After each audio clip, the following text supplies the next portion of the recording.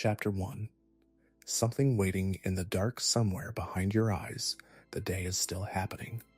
The conversation you did not finish, the small errand you forgot, the light of a screen you looked at for too long.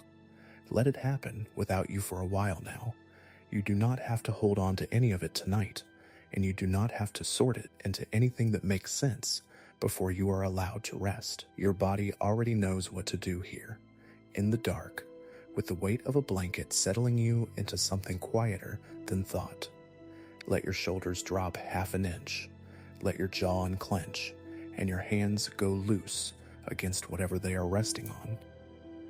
That small release is the whole beginning of this. You are listening to the thelorden, and if you have been here before, you already know what this is. A long, slow telling of a story that is real within its own world, spoken quietly enough that you never have to stay awake for any of it. If you drift away to sleep in the next 10 minutes, that is not a failure of this video. That is the entire purpose of it. Nothing said tonight needs to be caught and held on to. It only needs to be nearby while you rest, the way a voice in the next room is nearby, familiar and unthreatening, there if you want it, and easy to let go of if you do not. Tonight the story is about a man who was never supposed to be a man at all, not by the standards of the world that made him. He was born wrong, by a law he did not write and never agreed to. And he spent the whole of his long and violent life trying to build something out of that wrongness, not redemption exactly, something stranger than redemption, a throne assembled entirely out of what had been thrown away. He would come to be called many things across his story: an omen, a lord, a shard-bearer, a monster who loved with his whole ruined heart and was loved back, in the end, by nothing at all that was real. Wherever you are tonight, whatever kind of day led you to press play on this, let the words carry you toward him slowly. There is no rush in this telling, and there should not be. He waited centuries in the dark for someone to come looking for him. He can wait a little longer while you get comfortable. This is Elden Ring, not the version of it you might remember from a controller in your hands. The deaths and the long gray walks back to reclaim what you lost. This is the version underneath that one, made of item descriptions and half sentences and things certain characters say only once if you happen to be standing in the right place at the right time. It is, in its own quiet way, a more patient story than the game ever lets you notice while you are playing it, sword drawn, heart pounding, thinking only about the next few seconds. Tonight you have nothing to accomplish. No boss waits for you at the end of this. You only have to listen and let your own next few seconds be soft ones instead. Take a slow breath in. Hold it for a moment longer than feels natural, the way you might hold a door for someone still a little too far away. Let it go slowly and feel your whole body settle another degree into wherever you are lying right now. You are welcome here, however tired you are, however strange or heavy or unremarkable the day behind you was. This is a place to stop carrying things for a while and to let somebody else do the carrying, even if what they are carrying is only a story about a cursed prince and the god he found waiting for him in the dark. Maybe you already know a little of what unworthiness feels like, in whatever ordinary, undramatic way it shows up in a life like yours. A room you were not quite welcome in. A version of yourself that never seemed to satisfy the people whose approval mattered most. It does not have to be nearly as dramatic as tangled horns and a shackled childhood in the dark for the shape of it to feel familiar. If any part of tonight's story lands somewhere tender in you, let it land there gently and then let it go, the way you are letting go of everything else right now. This is not a lesson. It is only a story, told slowly, about a person who never got to put his own version of this feeling down. Let us begin, gently, at the beginning. Before there was a man called Mohg, there was a law. Chapter 2, The Before Time. Before there was a man called Mohg, there was a law, and the law was about bodies. The Golden Order, the great religion built around the Erd Tree and the golden light that fell endlessly from its branches, taught that the flesh of the worthy grew a particular way. Smooth, proportioned, marked, if marked at all, only by a golden birthright that showed in the eyes and in the way grace seemed to gather around certain people without being asked. It was a law never written into any book you could open and read, not exactly. It did not need to be written down. It was written instead into what happened to a body that grew differently. And bodies have a way of remembering laws that books forget. Marika was queen of this order, and in time, its goddess entirely, worshipped alongside it rather than merely presiding over it. Her children, born first to the god Godfrey and later to Radagon, after the strange fusion that made him both her consort and in some unspoken way an extension of her, were meant to be proof of the Erdtree's blessing made flesh. Golden eyes, unmarred skin, a kind of light that the game itself renders quite literally, a glow that follows certain demigods the way a held breath follows a held thought. These were the Shining Children, and history remembers most of them by their great runes and their wars and the shattered kingdoms they left behind. But the same bloodline, the same womb, occasionally produced something else, not lesser, in any capacity that actually mattered, not weaker or crueler or less capable of love than their golden siblings, only different in a way the Order had already decided long before that particular child took its first breath could not be tolerated anywhere near the light.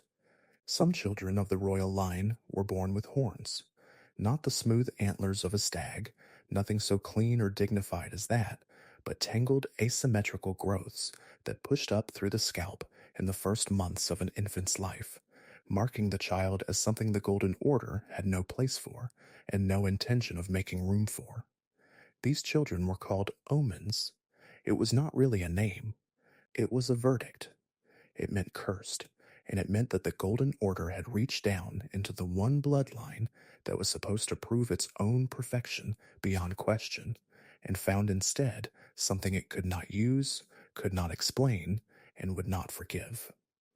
It is worth sitting with that for a moment longer than the story strictly requires, because it may be the single truest thing about the Golden Order, more true than any line of its scripture.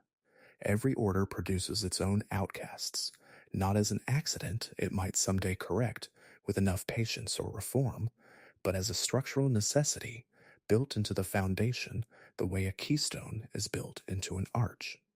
A hierarchy of the worthy only means anything at all if there is an unworthy standing beside it for comparison. The Erdtree's golden light needed shadow to fall into somewhere, and the Golden Order made certain there was always shadow available, close enough to see the light, and never once invited to stand in it. The Omens were not killed for what they were.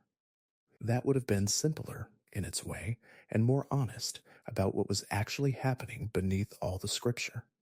Instead, they were taken from the light entirely and placed beneath the earth, in tunnels and flooded cisterns under the golden capital of Lindell itself, in a place that would come to be called the subterranean shunning grounds, shackled there, fed there, at least enough to keep them alive and useful as a warning, forgotten there by nearly everyone except the family that had produced them and could not quite bring itself to finish the job of forgetting. The Omens were not the only outcasts the Golden Order produced, if it helps to understand the shape of the thing. The misbegotten, born with tails and half-formed animal features, were driven out to caves and crumbling ruins of their own, far from any city gate. Those who died and did not stay dead, once destined death itself was sealed away and removed from the world by the Order's own hand, became a separate and quieter horror that the Order simply declined to look at directly. Every category of the unwanted got its own particular kind of exile, tailored to what made it unwanted in the first place. But the Omens were exiled from inside the royal family itself, which made their story different from all the others in one important way.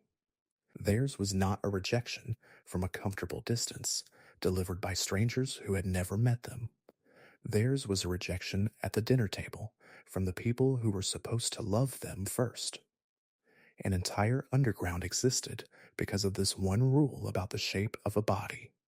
Whole communities of the cursed, living out their lives in the dark beneath the golden capital that had disowned them, close enough to hear the bells of Lindell ringing far above, and never once invited to answer them. It is into this world, this specific and dressed up injustice, wearing the robes of sacred law, that two brothers were born who would grow up to answer it in two entirely different ways. One of them would spend his whole life trying to become worthy of the very light that had rejected him.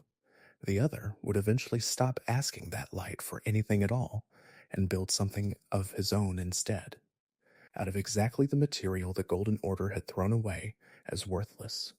It helps to understand one more piece of the world these two brothers were born into, because it shapes everything that follows.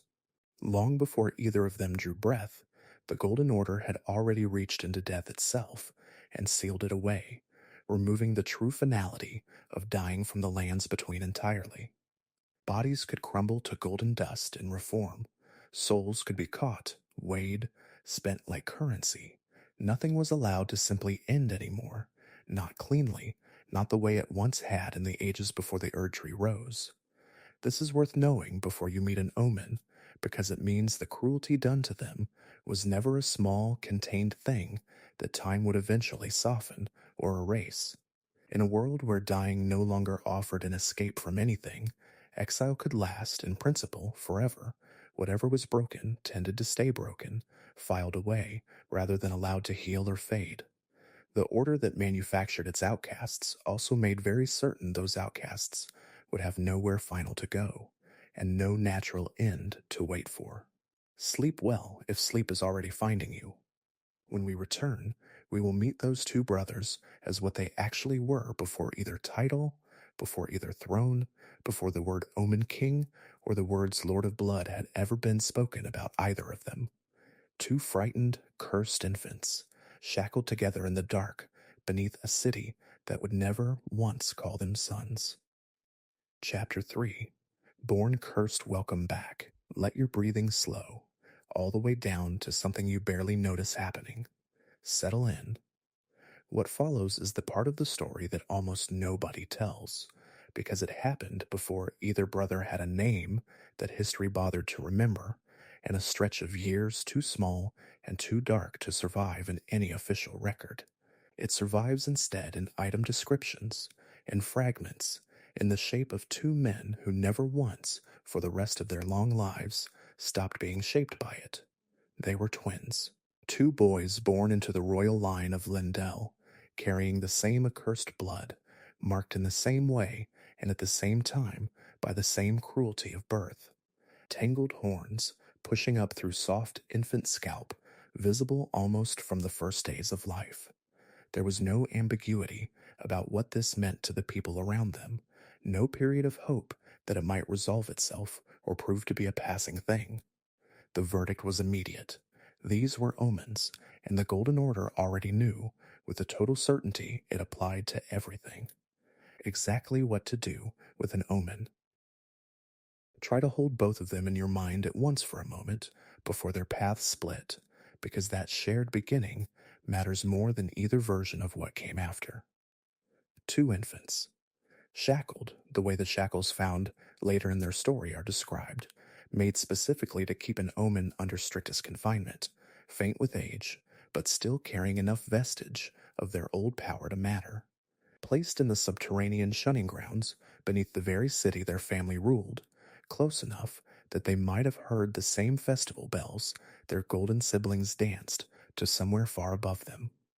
Two children unwanted by the same mother, for the same reason, at the same moment. This is the entire tragedy in miniature, before either of them had done a single thing to deserve it. They did not grow up entirely alone down there, and it is worth remembering that too, before the darkness of this part of the story becomes the only thing you carry from it. The shunning grounds held other omens besides the two royal infants, other cursed children and cursed adults who had been sent down long before either brother arrived, and an entire quiet culture of survival had already taken root in the tunnels by the time Mohg and Morgott were old enough to notice it. There was a kind of belonging available even here among people the Golden World had already finished discarding. It was not enough to erase what had been done to any of them, but it meant the twins' first understanding of kinship was not the Golden Throne Room they had been denied. It was this: shared confinement, shared hunger, and whatever small warmth a person can still offer another person, even at the very bottom of the world. What does a child do with that kind of beginning? There is no single answer, and the two brothers found two different ones, and the distance between those answers would eventually become one of the great fault lines running underneath the entire Golden Order's history. One of the twins made a choice that still, centuries later, is hard to fully sit with. He renounced his own Omen blood, not merely disliked it or hid it, but actively worked to separate himself from it, extracting a portion of that accursed blood from his own body and sealing it away, as though a curse could be surgically removed from a person the way a splinter is removed from a hand. He devoted the rest of his existence to the Erdtree and the Golden Order that had shackled him in the dark as an infant, and his devotion never once wavered, not for a single day, not even after everything that devotion would eventually cost him. This brother would come to be known in the world above by two names and two faces. As Morgott, the fell omen, he guarded the outer approach to Lindell in disguise, a monstrous obstacle placed there seemingly by the very city he was protecting, and travelers who fought him never once suspected they were fighting a member of the royal family. As Morgott, the Omen King, he ruled Lindell itself in secret from the shadows of its throne, propping up a golden capital that would have burned him alive if it had ever seen his true face in daylight. He fought for a city that considered him, at best, an unfortunate necessity, and at worst, exactly the kind of monster the Golden Order had always said omens were. Both things are true simultaneously about Morgott's whole life. He was utterly devoted, and he was devoted to something that never once deserved him. This is the most tragic kind of figure this story has to offer, and it will not be the last time this particular shape appears. A person who gives everything, without reservation, to a system that would discard them without a second thought if the truth of them were ever fully seen. Remember that phrase, because it will matter again before the night is over. Not every omen chose Morgott's path. His own twin brother did not. Mohg made the opposite choice. Where Morgott worked to cut the curse out of himself, Mohg embraced his accursed blood completely, without shame and eventually without limit. He did not ask the Golden Order for forgiveness, and he did not spend his life trying to prove himself worthy of a light that had already made its judgment before he could speak a single word in his own defense. Mohg is not, first and foremost, a villain in this telling. Mohg is a child who was shown exactly one thing consistently for the whole of his early life, which was that love in the world above came with conditions he could never meet, and who eventually stopped trying to meet them. That is not an excuse for what he later became. The story does not need you to excuse him, and it will not ask you to, but it does ask you to understand him honestly, the way it asks you to understand everyone in it, because a villain who is only ever a villain is not actually very interesting, and Mohg's story would be a much smaller thing than it is if it stopped at that word. What did Mohg want underneath everything? He wanted what almost anyone wants who has been told from birth that they are unworthy of love. He wanted to matter, completely and without qualification, to someone or something powerful enough that the verdict of the Golden Order would simply stop applying to him. What did pursuing that want cost him? Nearly everything, eventually, including his own ability to tell the difference between being loved and being used. What does that cost reveal about the world he was born into?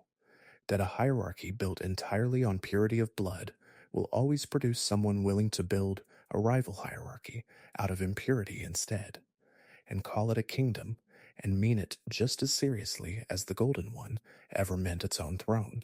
He did not stay in the shunning grounds forever. Somewhere in the depths beneath Lindell, in the dark that the Golden Order had assigned him as his permanent home, Mohg found something. Or perhaps it is more honest to say that something found him, patient in the way that only a being outside of ordinary time can afford to be patient, waiting the way a spider waits, for exactly the kind of wound that was already walking toward it. Sleep well. When we return, we will meet the god that was waiting for him in the dark, and it does not care about him even a little, though it will take Mohg a very long time to understand that. Chapter 4. The Formless Mother, welcome back. Let everything slow down around you, further than it already has.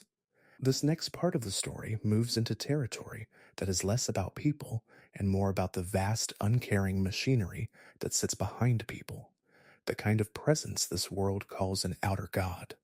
It is a strange thing to fall asleep to, perhaps, but it is also, in its own cold way, one of the gentlest truths this story has to offer. Because it removes blame from a great many places blame does not actually belong.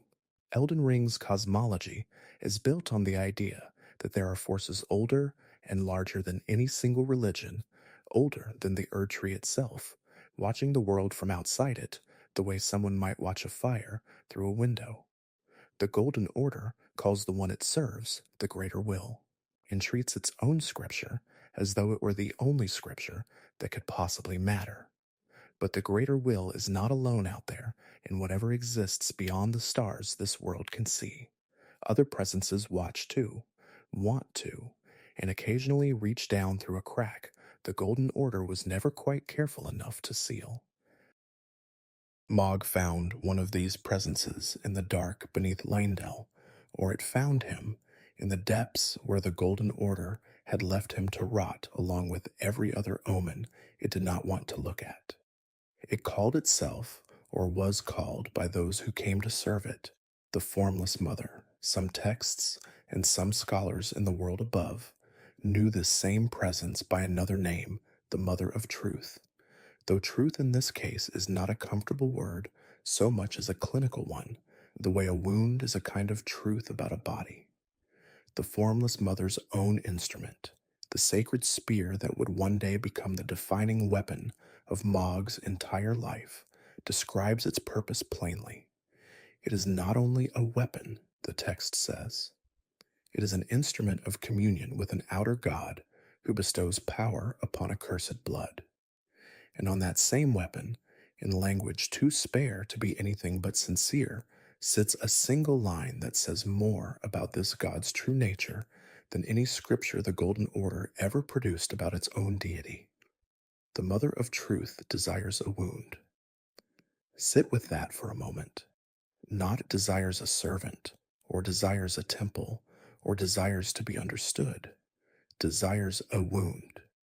This is a God whose entire relationship to the world is appetite, and the appetite is specifically for suffering, for the accursed, for the blood that spills out of exactly the kind of body the Golden Order had already decided to reject. It did not choose Mohg because it recognized something noble in him. It chose him the way any predator chooses prey, standing closest to the door, already wounded, already alone, already unlikely to be missed by anyone who might come looking. It helps to understand that the Formless Mother is not unique in this. She is one voice among several, each one calling from beyond the edges of the world the Golden Order insists is the whole of reality. Somewhere in that same beyond sits the frenzied flame, an outer god of pure consuming hatred, offering its own kind of power to those desperate enough to burn everything down alongside themselves. Somewhere else waits the presence that once claimed the moon, cold and patient, in an entirely different register than blood, favored by a princess who wanted to escape fate itself rather than fulfill it.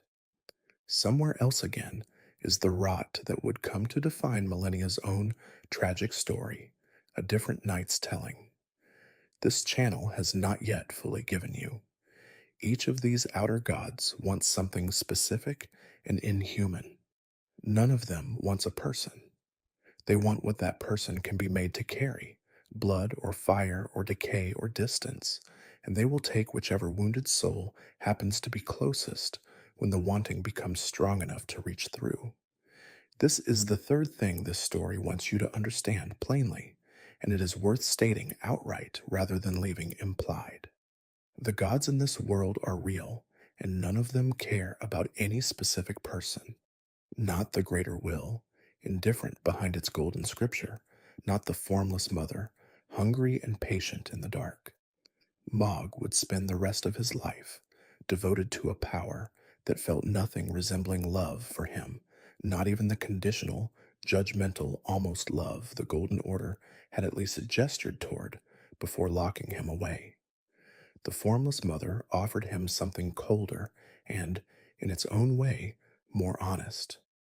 Not love, only power, in exchange for blood, with no promise attached that the exchange would ever mean anything beyond the transaction itself. And yet, from where Mohg was standing, chained in the dark with tangled horns and a family that would not name him, that offer must have felt like the first real attention anyone had ever paid him. Not X, but Y. This was not salvation. This was the first time in his entire life that something powerful had looked directly at him and wanted him for exactly what he already was, curse and all, rather than for some improved and impossible version of himself the Golden Order kept insisting he ought to become instead. It is not hard to understand why he said yes. It would be harder, honestly, to understand why anyone in his position would have said no. The power the Formless Mother granted him is called blood flame in the world above, a fire that burns not with heat exactly, but with something closer to hemorrhage made visible, red and thick, and moving the way blood moves when it has somewhere urgent to be. Mohg embraced it completely, the way he had embraced every part of his cursed inheritance that Morgott had spent his own life trying to cut away. Where his twin brother sealed a portion of Omen blood inside himself and locked it out of reach, Mohg let his accursed blood become the whole architecture of who he was, inside and out, until it was difficult to say any more where the curse ended and the man began. This is Mohg's entire tragedy in miniature. The very thing that got him exiled became, by his own choice, the only thing left of him worth building a life around. He was not the only one who found the Formless Mother in the depths, or was found by her. In time, in the wilder places beneath the earth, a subjugated tribe of ogre-like people encountered this same deity after their own great turmoil, and something in that suffering opened them to her the same way Mohg's suffering had opened him. They became known, eventually, as Bloodfiends, and they practiced their own blood rituals in the Mother's honor, consuming what they called sacred bloody flesh, said to fall, impossibly, from the wound of a god who has no body to actually be wounded and desires one anyway. It is worth pausing on this for a moment longer than the narrative strictly requires. Mohg was never alone in his devotion. An entire buried world of the cursed and the desperate found their way to the same appetite, the same hunger dressed up as divinity, because a god that wants a wound will never struggle to find willing wounds to give it. The Golden Order manufactures its outcasts one law at a time. The Formless Mother simply waits for them to arrive, and they always do. Think, for a moment, about what it means that an act of consumption, eating a piece of a wounded god's own flesh, became the Bloodfiends' closest approximation of communion. Not song, not scripture, not a golden light falling gently on upturned faces. A shared meal made of suffering, passed hand to hand through a community that had nothing else left to offer each other after its own turmoil had already taken so much. It is a bleak image, and this story will not pretend otherwise. But it is also, in its own way, a community choosing to face an indifferent god together rather than each alone, and there is something almost tender buried inside even that bleakness, if you are willing to look at it long enough to find it. Mohg's Great Rune, when it is finally described in full, carries this whole history in two brief lines that most players read once and never think about again. It is soaked in accursed blood, the description says, from his devout love for the wretched mire that he was born into far below the earth. That is a description of an entire childhood, an entire theology, an entire life's worth of grief, compressed into a single sentence about a magic item. Devout love, not resentment of the mire he was thrown into, love for it. He did not simply survive his exile.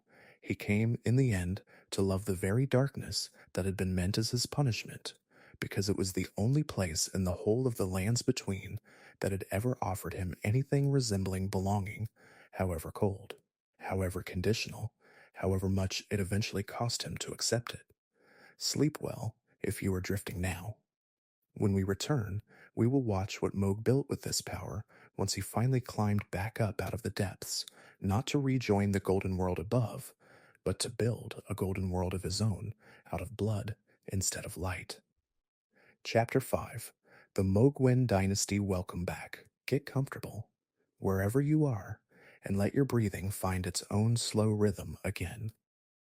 Mohg did not stay in the Shunning Grounds forever, and he did not, once he had the power of the Formless Mother running through him, go looking for the Golden World's approval. He went somewhere else entirely, far beneath the region that would come to be called Caelid, and there he built something that had never quite existed before in the lands between, not a hiding place, a dynasty. The word matters, and it is worth pausing on why Mohg chose it. A hiding place is what the Shunning Grounds had been, a shameful accommodation, tolerated rather than honored. A dynasty is a claim. It says that a bloodline intends to continue, to be remembered, to matter across generations, rather than being quietly erased by the generation that produced it. In choosing that word for what he built, Mohg was not asking the Golden Order for permission to exist. He was declaring, in the clearest language available to a king, that his existence no longer required anyone else's permission at all. The place he built came to be called Mohgwyn Palace, and beneath it, older and deeper, the Mohgwyn Dynasty Mausoleum, the true stronghold of Mohg and everyone who had chosen to follow him down into the dark. At the very top of that structure sits a wide open courtyard, and it is worth describing exactly what waits there, because the image matters more than almost anything else in this entire story. A cocoon rests in that courtyard, pale and strange, set upon a pedestal shaped in a way that unsettles anyone who looks at it too closely, and Mohg himself is often found there, simply waiting, patient in a way that curdles into something closer to obsession the longer you think about it, seeking some kind of response from a comatose divinity that we will come to in full later tonight. Remember that image. It will matter again, and it will mean something different the second time you hear about it. Guarding the approach to all of this stands a draconic tree sentinel, a guardian that adopted draconic features generations earlier, after the ancient dragon Grandsax attacked Lendel itself and left the Golden Order scrambling for new forms of protection. It is a small detail, easy to miss entirely, but it tells you something important about what Mohgwyn Palace actually is underneath its blood-soaked reputation. It was not conjured out of nothing by a vengeful omen with a grudge. It was built, at least in part, out of pieces the golden world above had already used and discarded, repurposed the same way Mohg himself had been discarded, and had chosen, in turn, to repurpose himself. There is something almost funny about it, and the dark, unhappy way this entire story tends to be funny. A golden capital, terrified enough by one dragon's attack to reshape its own guardians into something draconic in response, eventually lets that same reshaped guardian end up defending an Omen's stolen kingdom instead of the throne it was built to protect. The Golden Order's fear built the very shape now standing watch over everything it once cast out. Empires rarely get to choose where their own discarded tools eventually end up standing. An entire tribe found their way to Mohg's dominion in these years. Or perhaps it is more accurate to say Mohg's dominion found them, the way suffering tends to find its way toward whatever offers it a shape and a name. The Bloodfiends, that same ogre-like people who had encountered the Formless Mother in their own turmoil, settled into this dark kingdom alongside Mohg's growing following of pure-blood knights, and something like a society began to take form down there in the depths, held together by shared blood and shared rejection rather than by any golden light at all. Consider, for a moment, how the world above actually experiences Mohg's Knights, because it says something important about how easily a story like this one gets flattened. To most tarnished, a bloody finger is simply a hostile intrusion, a hooded figure who invades another world uninvited and has to be fought off and driven away. That is true mechanically, and it is not wrong. But it is not the whole picture either. Not X, but Y. Within Mohgwyn Palace itself, that same hooded figure is a devout knight, sworn to a lord who took him in when nobody else would, practicing a faith that asks nothing of him except the same totality of devotion every faith in this story eventually asks for. The invasion the wider world experiences as an act of aggression is, from inside Mohg's kingdom, an act of worship. Both things are true simultaneously, and neither reading cancels the other out. This is worth remembering the next time a bloody finger appears uninvited in your own world, wherever you happen to be playing this story rather than merely listening to it tonight. This is where the story asks something difficult of you, and it is worth naming plainly rather than letting it slide by unexamined. Mohg built a kingdom for the outcast, and that kingdom almost immediately began producing outcasts of its own. Think about what that means for a moment. Every order produces its own outcasts, the story told you earlier tonight.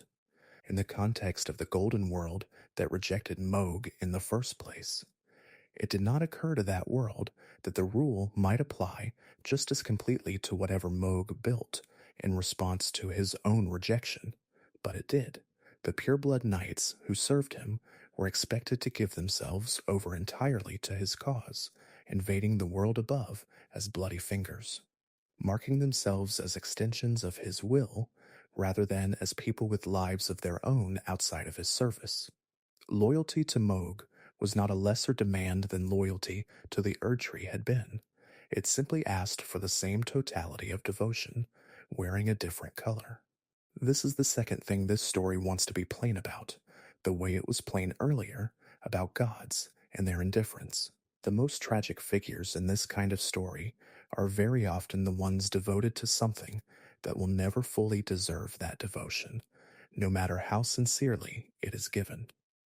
Morgott gave everything to a golden order that would have burned him for what he was, and in the depths of Mohgwyn Palace and the years that follow, we will meet knights and followers who gave everything to Mohg in exactly the same way, with exactly the same totality, and received from him something that was real in its own way, a kind of fierce belonging, but that could never entirely escape the shape of the thing it was built to answer.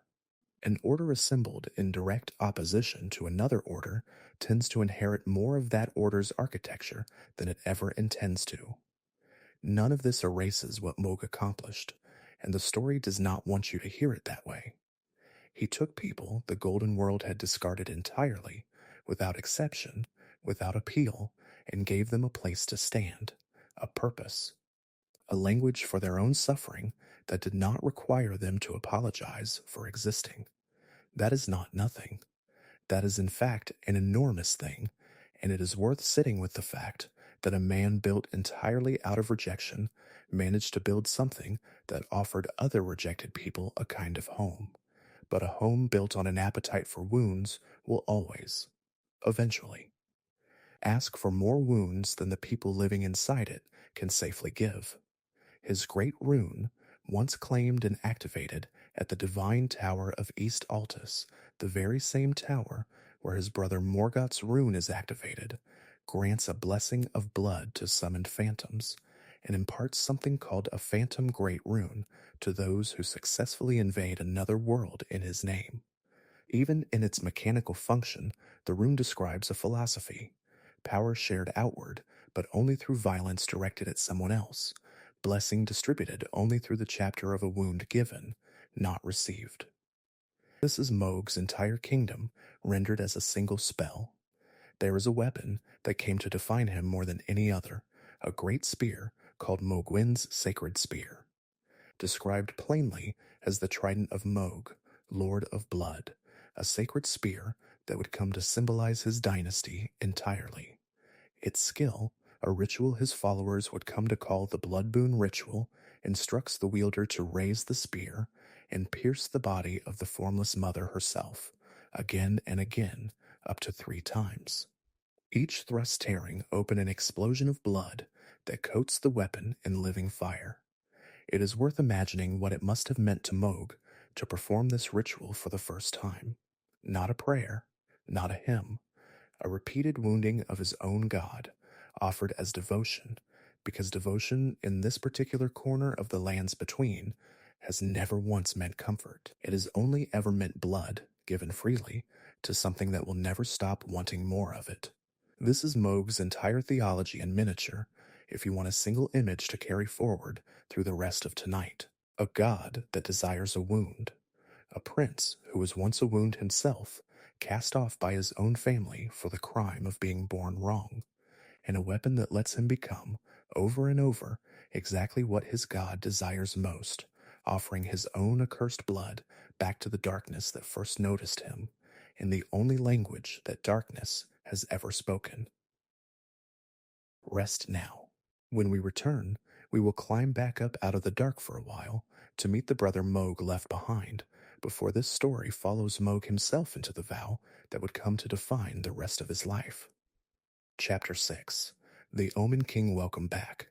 Let everything slow down around you gently before this story returns to Mohg and the choice that would come to define the rest of his life. His brother's half of this shared beginning deserves real time first, not a passing mention, because the two of them cannot be fully understood apart from each other. They were shackled together in the same dark as infants. It is only right that they are grieved for together too, before this telling picks one of them back up and follows him the rest of the way down. Morgott is not first Morgott for most of the lands between, and for most of a Tarnished's own journey through it, he is Margit, the fell omen, a masked and horned obstacle who appears near the gates of Lindell to turn travelers away from the capital before they are ready to face what waits inside it. Almost nobody who fights him there ever suspects the truth: that the monstrous guardian barring their path is himself a member of the royal family he appears to be protecting the city from, wearing a disguise not to deceive his enemies so much as to protect a secret his own people would never forgive him for. The truth, once it finally surfaces, is this: Morgott is the Omen King, ruler of Lindell in every way that matters, holding the golden capital together from behind its throne long after the family that built it had scattered into war and grief and silence. He calls himself, without irony, the last of all kings, and by the time the Tarnished meets him in full, that claim is not boastful so much as simply, exhaustingly true. Everyone else who might have claimed the throne is dead, or missing, or fighting a war on the far side of the shattering. Only Morgott stayed. Here is his want, stated as plainly as this story knows how to state anything. Morgott wanted to belong, completely and without argument, to the very order that had shackled him in the dark as an infant for the crime of being born with horns, where his twin brother answered that shackling with total defiance. Morgott answered it with total devotion instead, extracting a portion of his own accursed blood and sealing it away from himself entirely, as though loyalty alone might eventually be enough to erase the verdict his birth had already handed down. He never stopped loving the Golden Order, not for a single day of his long and lonely reign. Not even when that same order's demigods turned against Lindell and each other during the Shattering, tearing the capital's peace apart from every direction at once. Morgott held the city anyway. He defended a golden order that had already, formally and permanently, decided he was not worthy of being seen. This is the clearest example this entire story has to offer of its second great argument. The one this telling has already asked you to hold on to once tonight, and now asks you to hold a second time, because Morgott earns the repetition. The most tragic figures are very often the ones devoted to a system that will never fully deserve them. Morgott protected a city that considered him, at very best, an unfortunate necessity to be kept hidden, and at worst, exactly the kind of monster its own scripture had always said an omen must be. He gave that city everything he had, his strength, his years, his entire concealed identity, and the city never once had the chance to love him back honestly, because it never knew until the very end who it was that had been protecting it all along. When his own great rune is finally described, after his death, the description carries a different weight than his brother's does, and the difference is worth sitting with. Where Mohg's rune is soaked in accursed blood, shaped by his devout love for the wretched mire he was born into, Morgott's rune is described as devoid of any benediction, empty of the golden blessing it should, by rights, have carried. It proves only two things: that the Omen King was born of the golden lineage, and that he was, in every practical sense, the true Lord of Lendel. No love in that description, no devotion returned. Only proof, cold and bureaucratic, of a lineage and a title offered to a man who spent his whole existence hoping for something warmer than proof. Sit with that contrast for a moment before the story moves on. Two brothers, born in the same hour, shackled by the same law, and given in the end two entirely different relationships with power. Mohg's rune remembers love, however accursed and however unreciprocated. Morgott's rune remembers only a fact. It is difficult to say, honestly, which brother the Golden Order failed more completely. Perhaps that is the wrong question to be asking at all. Perhaps the more honest question is simply this: what kind of order produces two brothers this devoted, in two such different directions, and manages to fail both of them equally, without ever once noticing it has done so? It is worth finishing his story properly before this telling leaves him, because Morgott's ending carries its own quiet devastation, and this story owes him the full weight of it. When the Tarnished finally reaches Lindel's throne, bearing the shards of the Elden Ring already claimed elsewhere, Morgott meets them there and denounces them alongside every one of his own siblings, willful traitors in his eyes, to an order he had spent his entire life refusing to betray. As the fight turns against him, he does something that costs him more than the battle itself.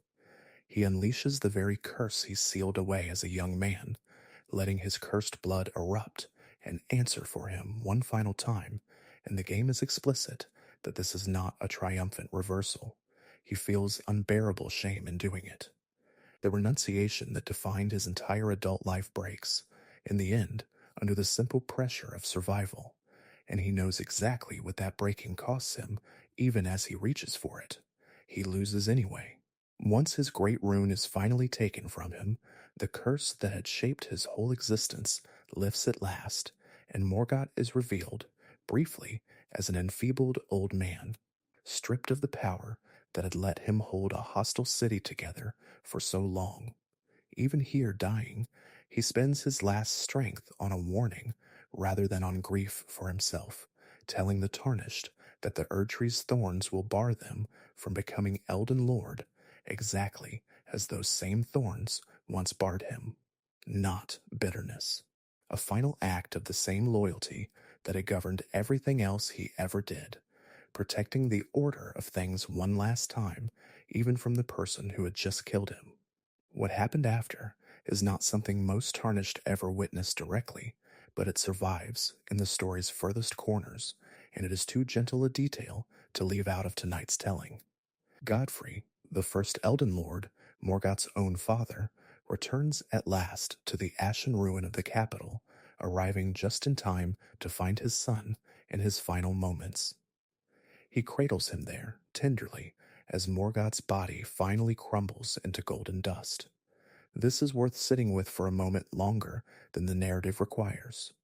A boy shackled in the dark for the crime of being born wrong, who spent the whole of his life proving himself to a family that would not claim him, is finally held by that family only once his body has nearly stopped being a body at all.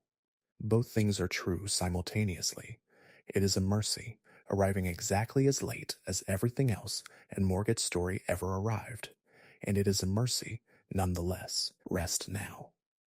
When we return, we will leave Morgott where this story found him, faithful and unseen behind a golden throne, and go back down into the dark, to the brother who chose a different kind of devotion entirely, and to the vow that would eventually cost him everything he thought he was building. Chapter 7. The Vow of Blood Welcome Back. Let your breathing slow all the way down again. There is a version of this next part of the story that is easy to tell badly, as a simple villain doing a simple villainous thing, stealing what he wanted because he had the power to take it. That version is not wrong exactly, but it is thin, and this story has already promised you it would not settle for thin where a fuller truth is available. So let us tell it properly, slowly, the way it actually happened. By the time this part of the story begins, Mohg was no longer only a wounded omen hiding in the dark. He was a shard bearer, a lord in his own right, ruler of a dynasty built entirely out of what the Golden World had rejected. And yet something in him was still unsatisfied, still reaching for one more thing that his kingdom of blood, for all its power, could not give him on its own. He wanted godhood, not metaphorically. Actual, literal ascension, the kind the Golden Order reserved for its favored children, the kind that had never once been offered to an omen, and never would be, not through any conventional path available to him. This is Mohg's want, stated as plainly as this story knows how to state it. He wanted to stop being merely tolerated by powers greater than himself, the way his own god tolerated him, only in exchange for a continual offering of blood. He wanted to become one of those powers himself, unquestionable, uncursed, finally and permanently beyond the reach of any verdict the Golden Order might ever hand down about the shape of his body or the circumstances of his birth. Miquella entered his life around this same time, or perhaps it is more accurate to say Mohg entered Miquella's orbit, drawn there by something he could not fully name or resist. Miquella was, by every account available to the world above, extraordinary, eternally youthful, radiantly compassionate, gifted with a kind of charm that people around him consistently described as more than ordinary charisma, something closer to an actual power, capable of endearing him to nearly anyone who spent enough time in his presence. He had already begun work on the Halictree, a great and ambitious project meant to become his own contribution to the world, separate from his siblings' wars and thrones. He was, in short, exactly the kind of golden, favored, undamaged figure that a lifetime of Mohg's exile had taught him he could never be, and would never be permitted to touch. And yet, Mohg reached for him anyway. He stole Miquella away, still in the strange cocooned form that had kept the young demigod's growth suspended, and carried him down into the depths of Mohgwyn Palace, into that same wide courtyard where the cocoon still sits today, resting on its unsettling pedestal, waiting. What did Mohg want from this? Not simple possession, though possession was certainly part of it. He intended, according to what the world above came to believe of him for a very long time, to elevate Miquella to true godhood through communion with the Formless Mother, and to stand beside him as his consort when that ascension finally happened.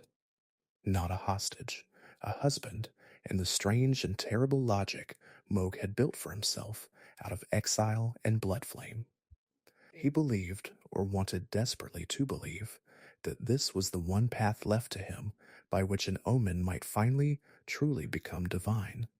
Not through the Golden Order's approval, which he had long since given up on receiving, but through a marriage of sorts to someone the Golden Order had already decided was worth loving.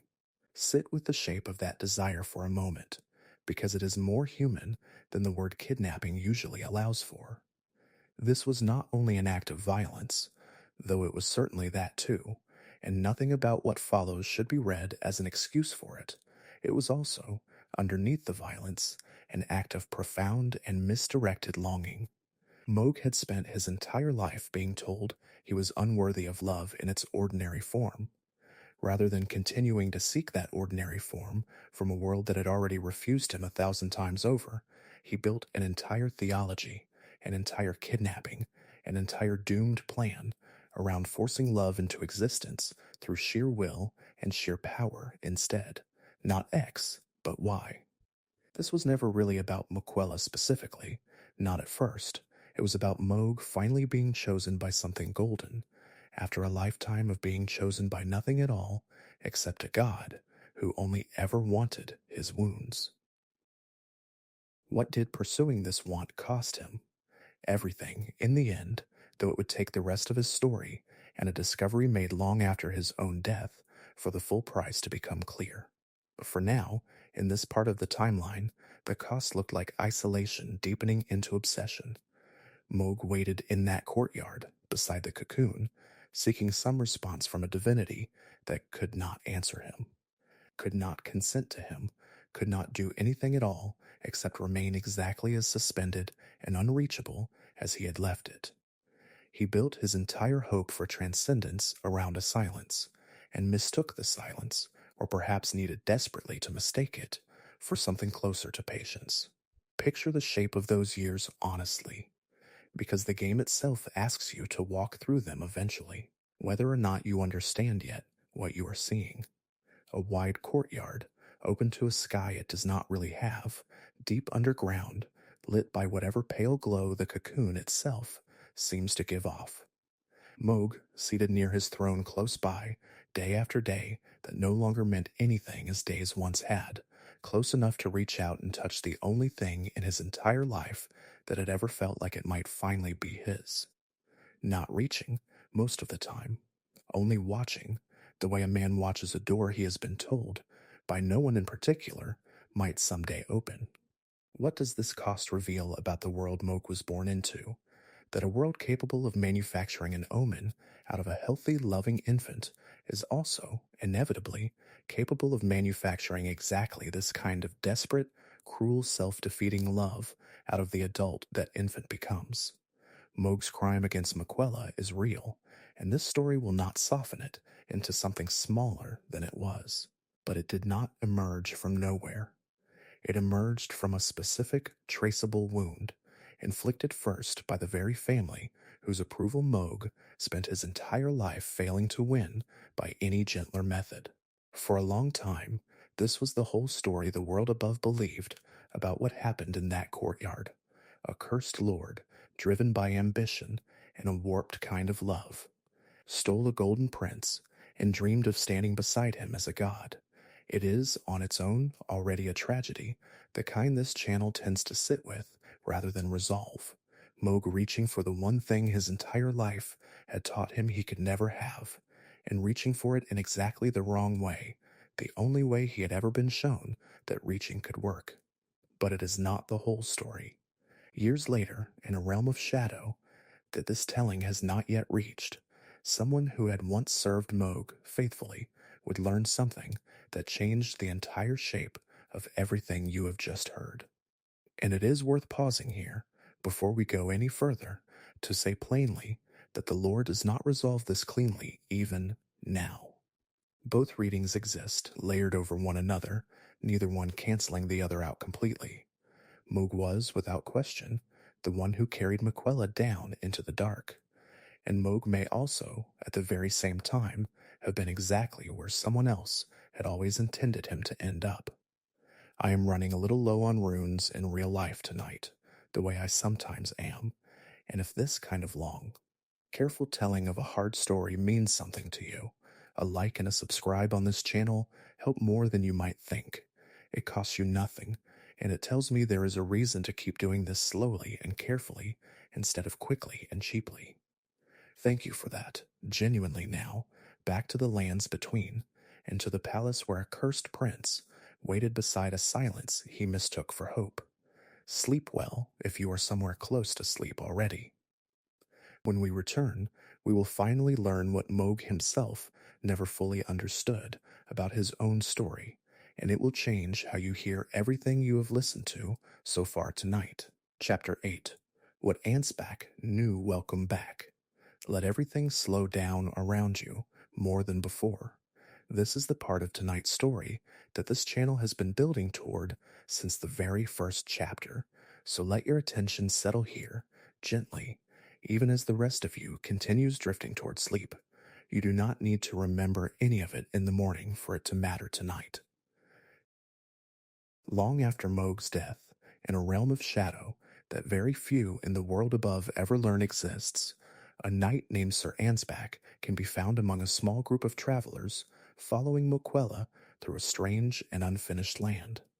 Ansbach had once been a pure-blood knight himself, sworn in full to Mohg and to the dynasty Mohg had built out of the depths of Mohgwyn Palace. His story, when you finally sit with the whole of it, may be the saddest one this telling has to offer, sadder in some ways than Mohg's own, because Ansbach's suffering came entirely from trying to do the right thing. Ansbach loved his lord, not romantically, but with the fierce, uncomplicated loyalty of a knight who had found in Mohg's kingdom of outcasts something worth defending completely. And so when Mohg began to change, consumed more and more by his fixation on the cocooned figure in the courtyard above, Ansbach did what a loyal knight does. He tried to intervene. He challenged Miquella directly, hoping to break whatever hold the young demigod seemed to have taken over his lord's mind, hoping to free Mohg from an enchantment Ansbach had begun to suspect was not entirely of Mohg's own making. He failed completely, and worse than failed. In the attempt, Miquella turned that same terrible charm on Ansbach himself, and stole his heart too, the same way it had apparently already stolen Mohg's. For years afterward, Ansbach served the very person who had ruined his lord, bound by an enchantment he could feel clouding his thoughts, but could not name, could not resist, and could not escape. This is worth pausing on for a moment longer than the narrative strictly requires, because it reframes everything you have heard so far tonight about Miquella. Every account of Mohg's story up to this point treats him as a predator and Miquella as prey, a golden captive stolen away by a cursed lord's obsession. Ansbach's experience suggests something far stranger. Miquella's compassion, the very quality that made him beloved across the lands between, was not simply a virtue he possessed. It was a power, wielded, capable of reshaping a grown knight's loyalty in a single encounter, capable of turning a rescue attempt into a second captivity, this time far more thorough than the first, because Ansbach never even knew he had been taken. It was only much later, after Miquella had finally reached the land of shadow and, in a moment this telling will return to before the night is over, chose to discard a portion of his own power entirely, that the fog clouding Ansbach's aging faculties finally lifted. That is the description, almost exactly, that survives of the moment. A fog lifted, not a realization arrived at through reasoning, not a change of heart earned through some act of persuasion, but a spell simply ending the way any spell ends, leaving the person underneath it to look around and understand, all at once, everything that had been done to them and everything they had done while it was being done. That is a single line of dialogue that most players hear once, in the middle of a long and difficult quest line, and never think about again. And that single line is more affecting than most games manage across their entire runtime, because of what it quietly confirms. Mohg did not fall in love with Miquella through his own broken, desperate longing alone. He may have been given that longing, deliberately, by someone who understood exactly what an omen raised on nothing but rejection would do if he ever believed, even for a moment, that he was finally being chosen. Sir Ansbach eventually receives, through the Tarnished's own hands, a scroll containing a secret rite, and reading it reveals to him the true shape of Miquella's larger plan. Miquella intends to use Mohg's own corpse, delivered to him after Mohg's death in the palace, as a vessel for a king consort of his own making, not Mohg himself, resurrected and honored. Mohg's body, repurposed, the way Mohg once repurposed a draconic tree sentinel's discarded architecture to guard his own stolen kingdom. The Omen who spent his whole life trying to become something more than material for someone else's plan becomes, in the end, precisely that, material for someone else's plan.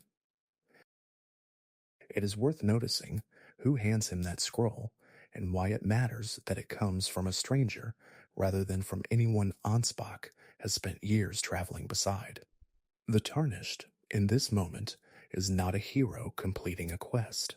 The Tarnished is simply someone passing through, carrying a piece of paper from one part of a ruined story to another, with no way of knowing what it will cost the man receiving it to finally read the truth. Ansbach has been betrayed by trust before, badly, by the very compassion he once tried to save his lord from, and still he takes the scroll, and still he reads it, because the alternative, going on without knowing, has apparently become harder to live with than whatever the truth turns out to be. That is its own small, quiet kind of courage, easy to miss entirely in a story this full of gods and thrones. Both things are true simultaneously, and the story will not force you to choose between them tonight. Mohg was a predator who stole a sleeping prince out of ambition and a warped, desperate hope for godhood. Mohg was also, quite possibly, prey himself, selected with the same cold precision the Formless Mother once used to select him from among all the other wounded, wanting Omens shackled in the dark beneath Lindell. The lore does not resolve this cleanly, and the game itself, true to its nature, never once tells you which reading to prefer. It only gives you Ansbach's fog, and lets you sit with what it means that a fog like that could exist at all, wrapped around someone as apparently gentle as Miquella. Ansbach's own want, wound, and meaning deserve to be named plainly before this chapter closes, because his story is easy to lose beneath the larger tragedy of Mohg and Miquella, and it should not be lost. He wanted, simply, to protect his lord the way any loyal knight wants to protect the person he has sworn himself to. What did that want cost him? Years of his own life, given over to an enchantment he never consented to, serving the exact person responsible for his lord's ruin, unable even to grieve properly because he could not, for most of that time, remember there was anything to grieve. What does that cost reveal about the world these characters inhabit? That devotion offers no protection at all against a power sufficiently subtle in how it takes hold of you. Ansbach did everything right, by every standard his own honor could offer him, and it made no difference whatsoever to what was done to him. This is the most tragic figure this particular corner of the story has to offer, and it is worth remembering him alongside Morgott, the other devoted knight this telling has already grieved for tonight. Morgott gave his life to a golden order that would have burned him for what he was. Ansbach gave his mind, quite literally, to the very person who destroyed the lord he loved. Both men are still, after everything, only guilty of loving something too completely to notice, in time, that the thing they loved did not deserve the totality of what they were giving it. Sleep well, if the night has carried you this far already. When we return, we will step back into the world above and follow an ordinary Tarnished into Mohg's kingdom for the very first time, the way most people who ever meet this story actually meet it, without any of tonight's context. Walking blind into a palace built entirely out of blood and rejection, and a very old, very patient hope for love. Chapter 9. The player's journey. Welcome back. Settle in and let the last of any tension in your body go slack. This is the part of the story told from inside an ordinary Tarnished's own path through the lands between, the way most people who ever encounter Mohg's story actually encounter it, sideways, through a stranger with a white mask, who seems at first like nothing more than a minor oddity beside a broken road. Vare is usually the first person a new tarnished meets after leaving the very first grace of their journey, sitting quietly near a ruined church, offering advice that sounds helpful and slightly mocking in equal measure. He is easy to underestimate. He speaks like someone amused by the whole premise of heroism, and he hands out small gifts, a recipe here, a strange finger shaped item there, without ever fully explaining what any of it is actually for. What does Vare want? On its surface, his questline looks like simple recruitment into Mohg's cult of bloody fingers, and it is that. But underneath the surface, Vare wants exactly what every other figure in this story has wanted from the very beginning. He wants to belong to something that will not discard him, and he has found that belonging completely and without reservation. In service to a lord who was himself discarded once and built an entire kingdom in defiance of that discarding. Vare is not a background villain the game gives you to dislike. He is a devoted disciple, and disciples of Mohg, by this point in tonight's story, deserve exactly the same patient attention every other character has received. His questline unfolds slowly. He offers festering bloody fingers, letting the tarnished invade other worlds and taste, in a small way, the totality of devotion that Mohg's followers give over completely. After enough of these invasions, or after finding a particular ruin and testing that violence against one of Mohg's own knights instead, Var offers something larger. The Lord of Blood's favor, an item that asks for Maiden's blood before it can be completed. Blood taken, quietly and without any real ceremony, from a finger maiden at the heart of the Round Table Hold itself, in the one place in the entire game that is supposed to feel safe. It is worth pausing on that detail for a moment longer than the quest itself requires. Mohg's faith does not simply exist out in the wilderness, contained safely away from the world's other institutions. It reaches directly into the sanctuary the Two Fingers themselves maintain and asks the Tarnished to spill blood there in the quietest and least dramatic way imaginable, almost as an afterthought. This is how a rival order actually spreads. Not through open war at first, but through small private favors asked of people who do not yet fully understand what they are agreeing to. Once the bloodied favor is returned, Var offers the Pureblood Knight's medal, and with it passage directly into Mohgwyn Palace itself, bypassing the long and difficult road that would otherwise lead there. What does this cost Var, the person offering it? Everything he has left of himself outside of Mohg's service, though he does not seem to experience this as a loss. By the time the Tarnished finally meets him again inside the palace, summoned to fight beside his own kind one final time, Vare has stopped being a wandering oddity by a broken road and become, fully and completely, exactly what his god asked him to become. A pureblood knight, indistinguishable in the end from any other, his individual strangeness folded entirely into a larger, hungrier devotion. It is worth staying with Vare a moment longer than most tellings bother to, because his death deserves the same honest attention this story has given to everyone else in it. When the Tarnished finally defeats him inside the palace, Vare does not rage, and he does not beg for his life. He begs instead for strength, addressing his own lord directly as he dies, ashamed to be brought low by someone he considers beneath him, asking Mohg to grant him the power he was once promised in exchange for a lifetime of complete devotion. He tells his god he has given everything. He asks more than once for an answer. None comes.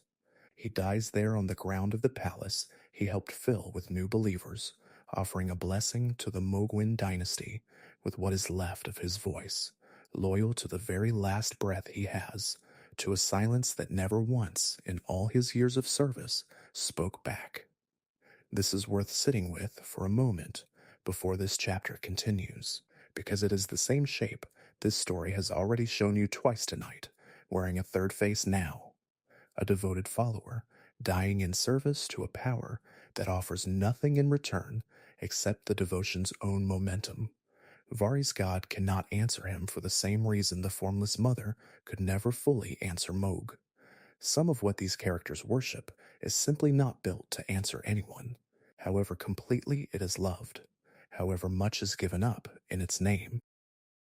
What does Vare's story reveal about the world he inhabits? That the space between an interesting stranger and a fully absorbed disciple can be crossed in the span of a single quest line, one small favor at a time, and that almost nobody crossing it ever notices the exact moment they finished making the journey. This is Mohg's kingdom in miniature, recruiting one lonely traveler at a time, the same way Mohg himself was once recruited by a god in the dark who offered him the first attention he had ever received. Mohgwyn Palace itself, once the Tarnished finally arrives there, does not look like a place built by rejection and grief. It looks, instead, like a grim and terrible splendor, blood-red grass stretching across an underground plain, enormous and strange, guarded at its edges by the draconic tree sentinel standing exactly where it has always stood, repurposed centuries ago from the Golden World's own discarded architecture. Bloodfiends move through the shadows here, the same subjugated people who found the Formless Mother generations before Mohg ever did, still practicing their old rituals, still consuming what falls from a wound that belongs to a god without a body. At the heart of it all waits Mohg, seated near his throne, and eventually roused, wielding the same sacred spear that once symbolized his entire dynasty, calling on the same blood boon ritual that once served as his private communion with the Formless Mother, and turning it now, without hesitation, against whoever has come to disturb him. The fight that follows is fast and vicious, and soaked in the same red light that colors everything else about his kingdom, and it does not, on its own, tell you anything about the man underneath the fury. That is what the rest of tonight has been for. When Mohg finally falls, what is left behind is not a triumphant conquest. It is a quiet, strange courtyard, the same one he waited in for so long, and the same cocoon still resting on its pedestal above the site of his death, a withered arm reaching out from inside it, unmoving, exactly as unreachable in death as it was in the whole of Mohg's obsessive life. Most Tarnished walk past it without a second thought, take their reward, and continue on toward whichever ending they have already decided to pursue.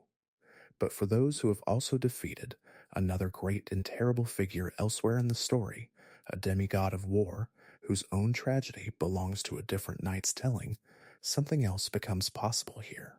The withered arm can be touched, and touching it does not lead anywhere within the world the Tarnished already knows.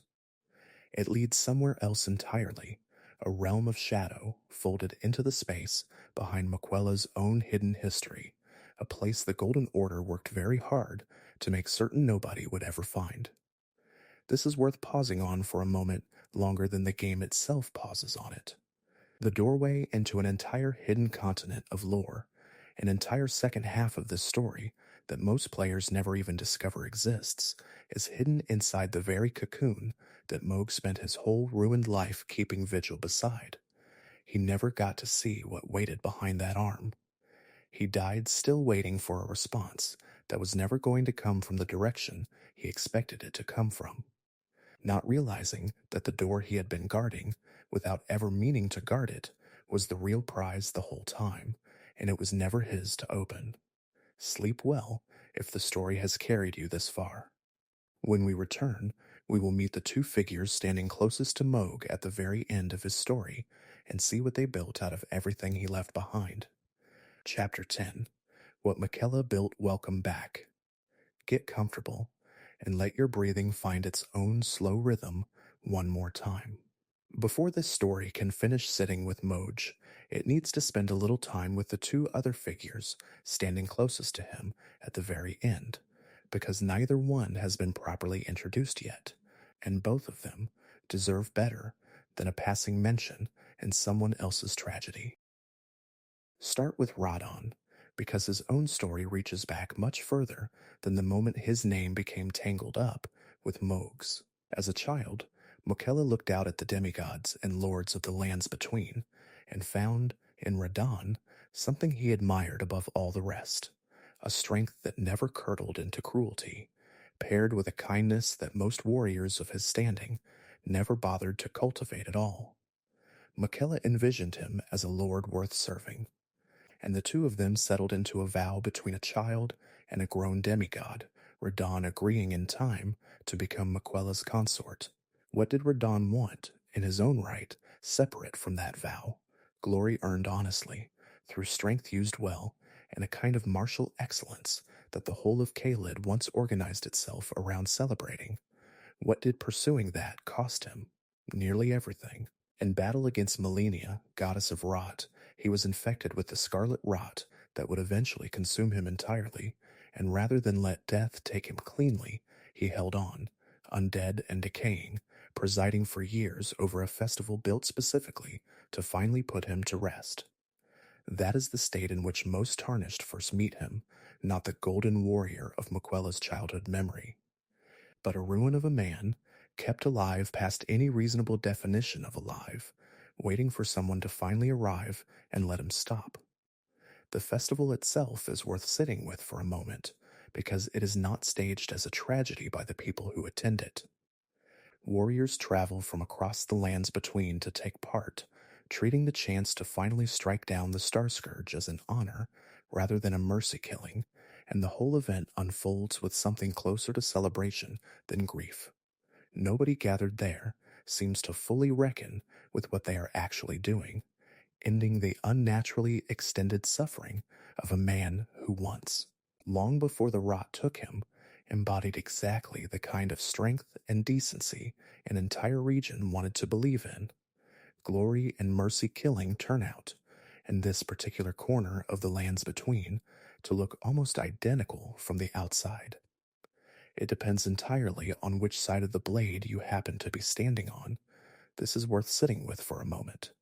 Radahn's whole later life is a portrait of devotion to a vow made in childhood, honored long after honoring it had become a form of suffering rather than a form of glory. He is, in his own way, one more entry in this story's long list of characters who gave themselves completely to something that could no longer give anything back. Remember that shape. It has appeared several times tonight already, and it appears once more here in a warrior instead of an omen this time. Miquella himself has waited this entire telling for a proper introduction, and he has earned one, because it would be too easy, after everything Sir Ansbach revealed, to let him collapse into a simple manipulator and leave it there. What did Miquella want? The same thing nearly every figure in this story has wanted, stripped of its golden decoration.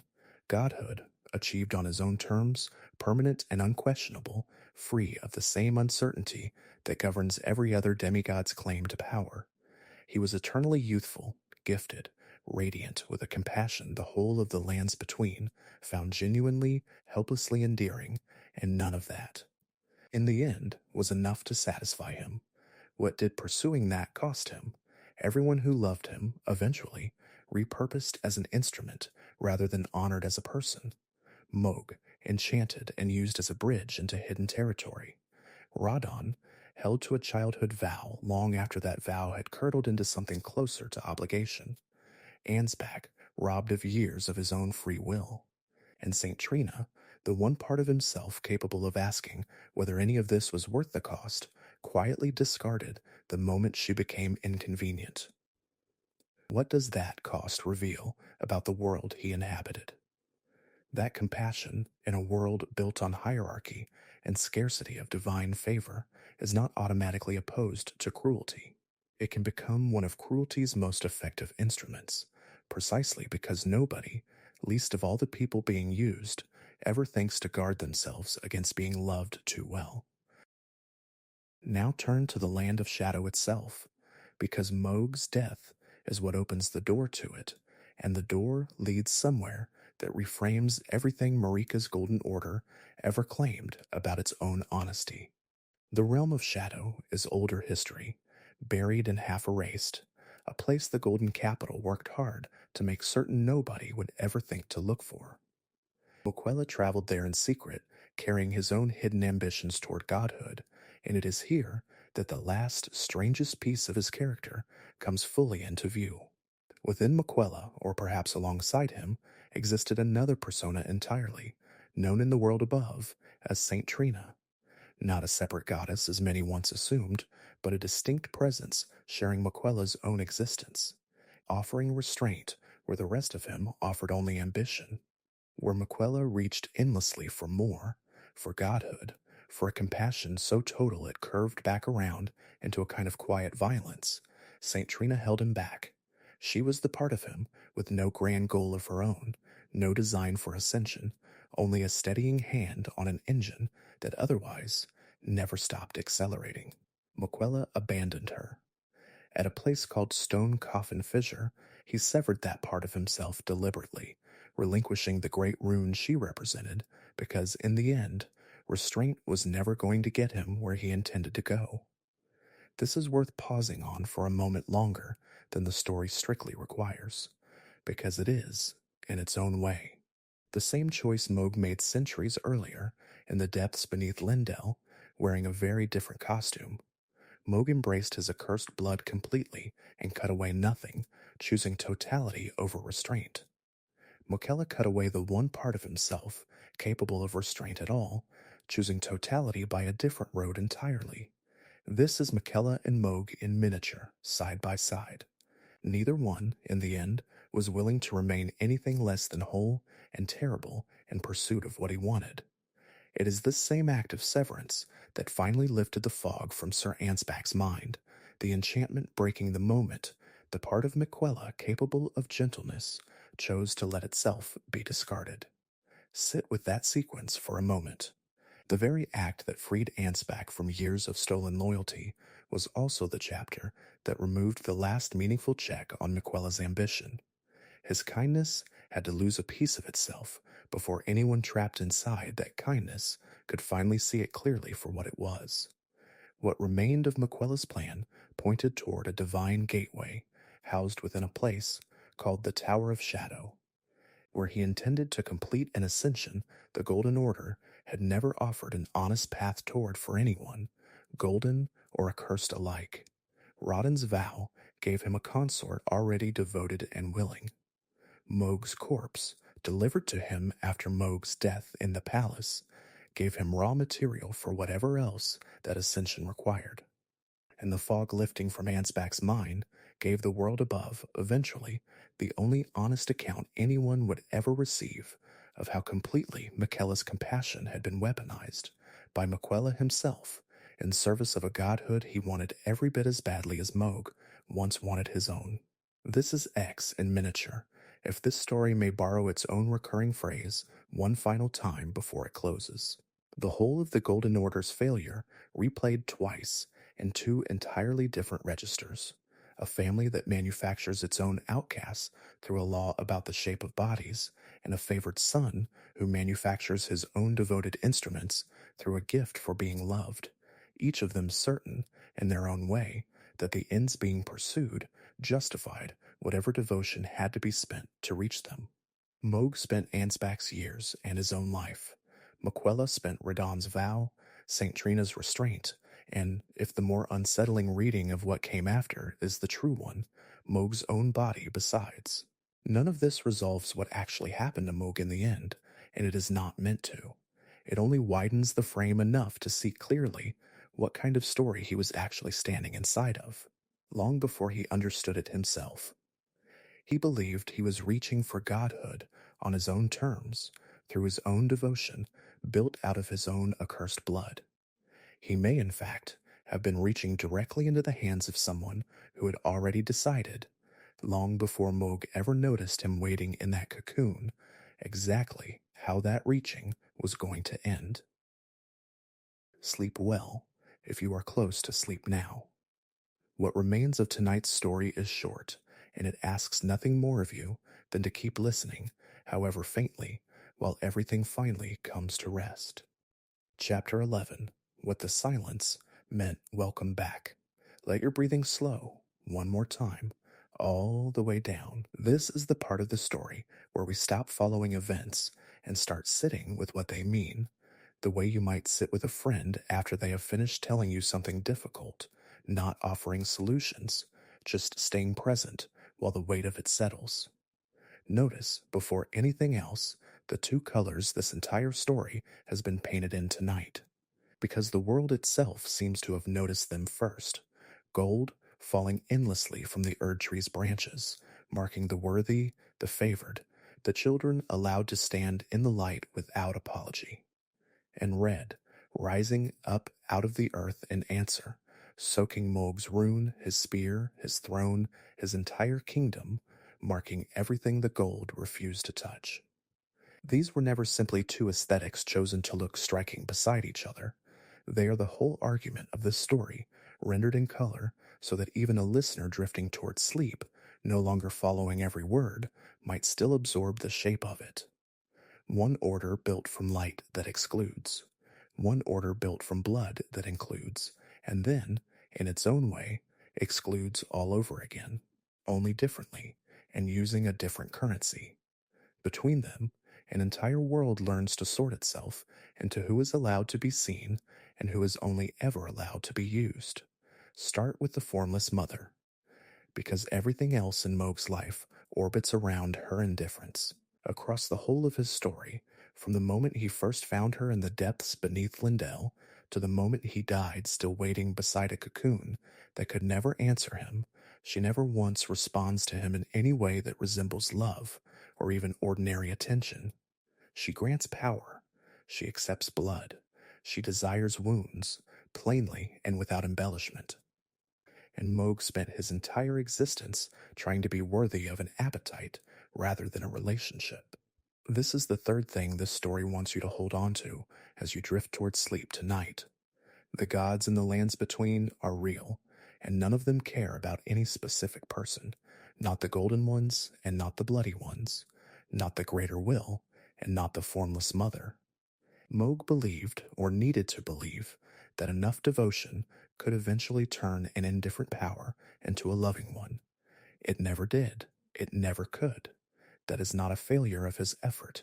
It is simply the nature of what he was devoted to. Consider, now, everyone this telling has asked you to grieve for tonight, because the pattern connecting them says more than any single one of their stories could say alone. Morgott, who gave his whole existence to a golden order that would have burned him for the truth of his own body, and who died defending a throne that only ever tolerated him in secret. Ansbach, who gave his mind, quite literally, to a compassion that turned out to be a kind of violence, and who spent years serving the person responsible for his own lord's ruin without even the small mercy of knowing it. Vare, who gave up whatever strangeness had once made him an individual, one small favor at a time, until nothing remained of him except a knight indistinguishable from any other knight kneeling before the same throne. And Mohg himself, who gave his blood, his kingdom, and finally his own body to a plan he never once fully understood, believing until the very end that he was the author of his own ascension rather than a chapter in someone else's. This is the second thing this story wants you to hold on to, stated as plainly as it was stated once already tonight, because it deserves saying twice. The most tragic figures in any story like this one are very rarely the ones who fail through weakness or cowardice. They are the ones who succeed completely at devotion, who give without reservation, to something that was never built to deserve the totality of what they gave it. Notice that this is true whether the something in question wears gold or wears blood.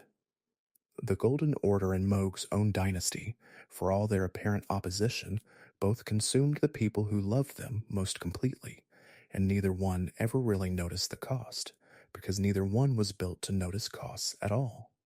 That is what an order is, underneath its scripture. A structure that takes devotion as fuel and keeps burning it, regardless of what it was told about who deserved to be spared. There is one more thread worth pulling before this chapter closes, and it concerns the first thing this story asked you to hold on to, all the way back near the beginning, about every order producing its own outcasts. It would be easy to tell Mohg's story as a simple correction of that injustice, a rejected boy who built a kingdom where the rejected could finally belong. And for a while, that is exactly what Mohgwyn Palace was. But sit, one more time, with what that kingdom actually asked of the bloody fingers who served it, of the bloodfiends who fed its rituals, of every follower who gave themselves over entirely to a lord who had learned devotion's exact shape from the very order that failed him. Mohg did not escape the logic that shackled him as an infant.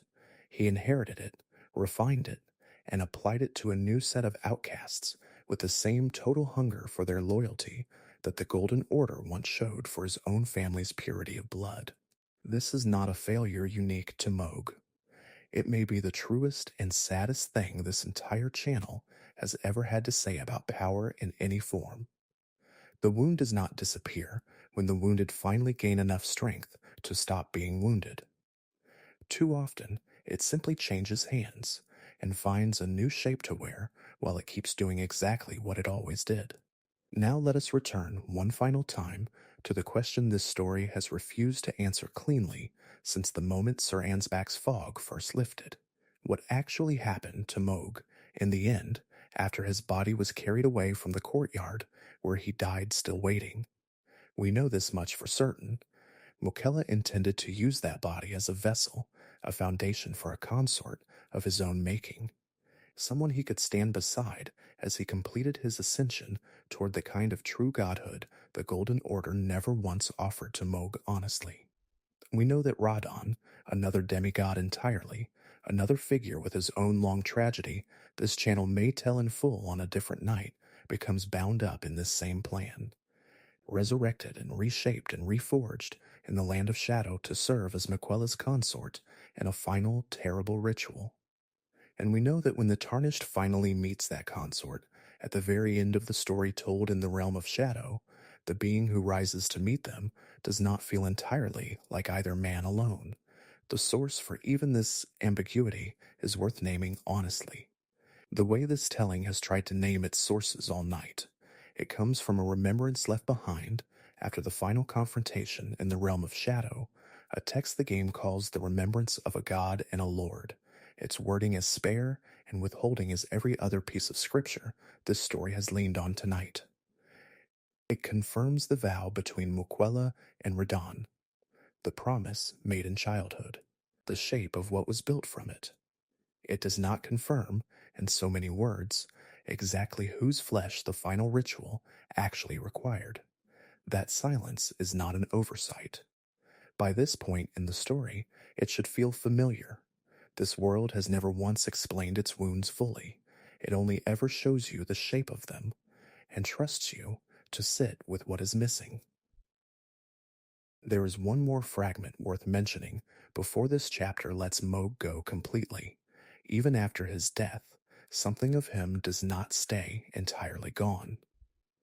Elsewhere in the lands between, far from Mohgwyn Palace, a set of shackles can still be found, the very design once used to bind an omen under strictest confinement in the depths beneath Lendel.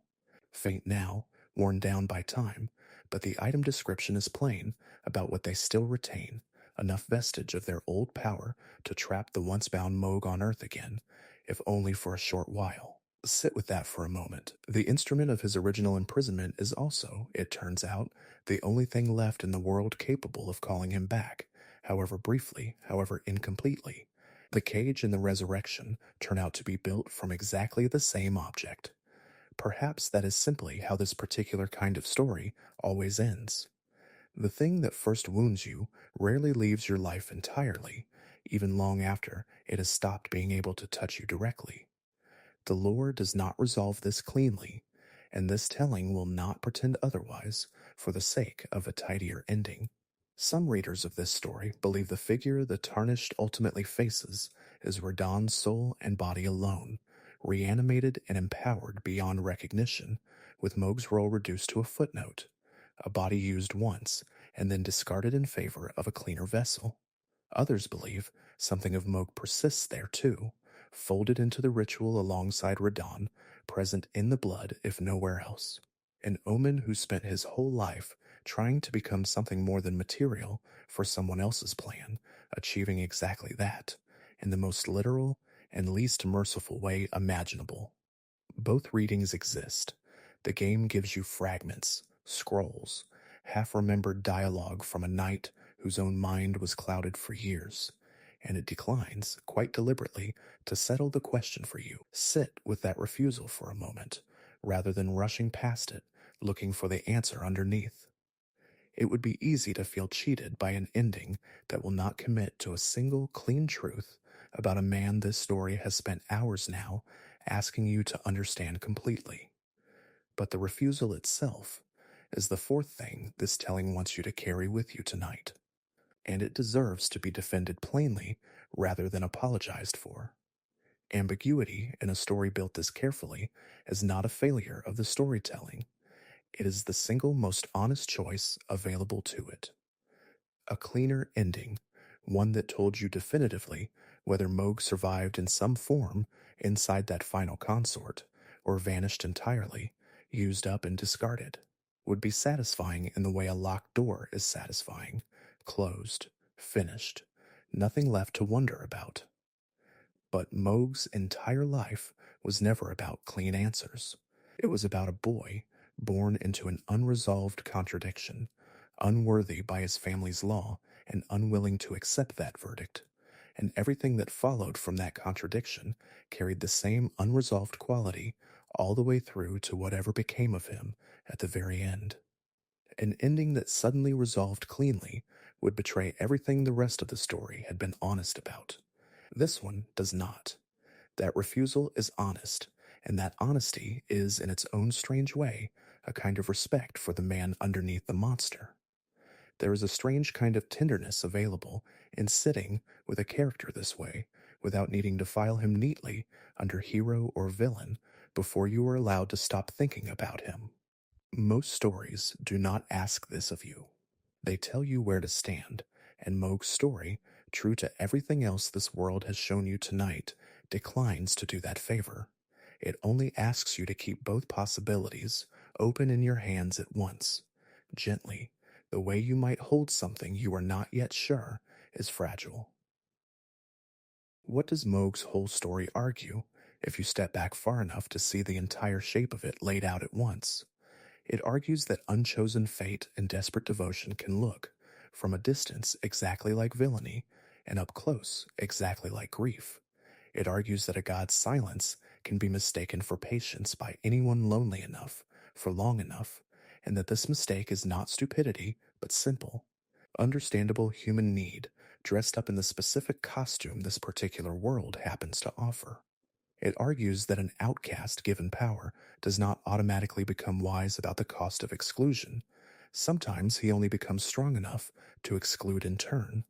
And it argues, finally, that even the person who orchestrates the whole tragedy from behind a gentle golden smile is not, himself, entirely free of the same hunger for godhood that drove the man he used to get there.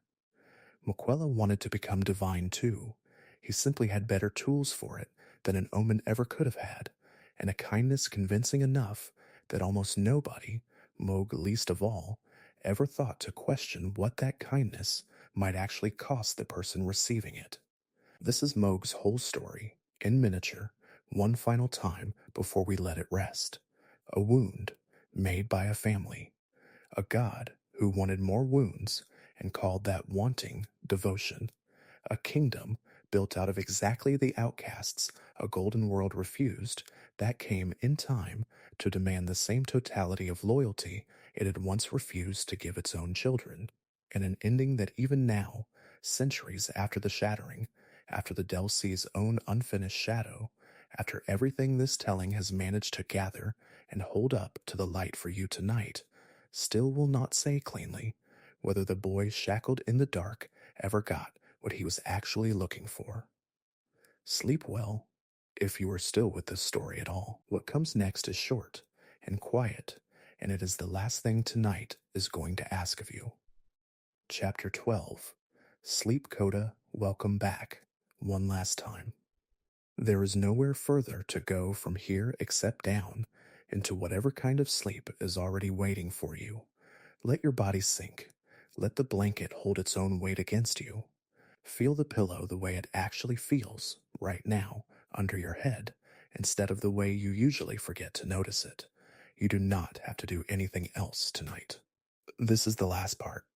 Think if you want to, just once more, about the shape of the whole story. A boy born wrong, by a law that was never really about him at all.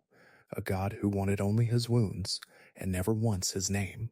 A brother who chose the light, and was still left in the dark. A kingdom built from rejection that learned, in time, to reject in turn. A knight who died, still asking us silence to answer him. A golden prince who may have orchestrated the entire tragedy from behind a kindness nobody thought to question, and an ending that will not resolve, even now, even here.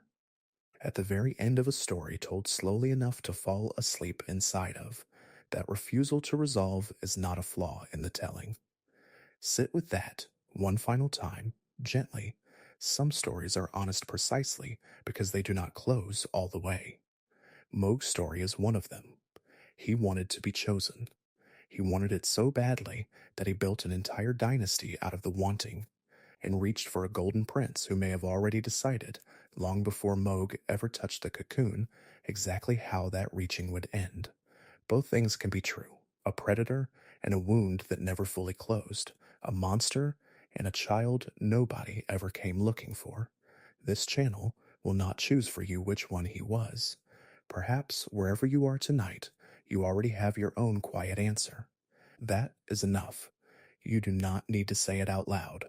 I am glad you spent part of tonight here, whoever you are, wherever this finds you. Thank you for letting a slow story about a cursed prince and a silent god be the last thing in your ears before sleep takes the rest. That is not a small thing to be trusted with, and it is never taken lightly on this end of the microphone. The room is dark now. The blanket is warm. Somewhere far below a golden capital, a courtyard is still quiet. A cocoon still rests on its pedestal. No one is watching anymore.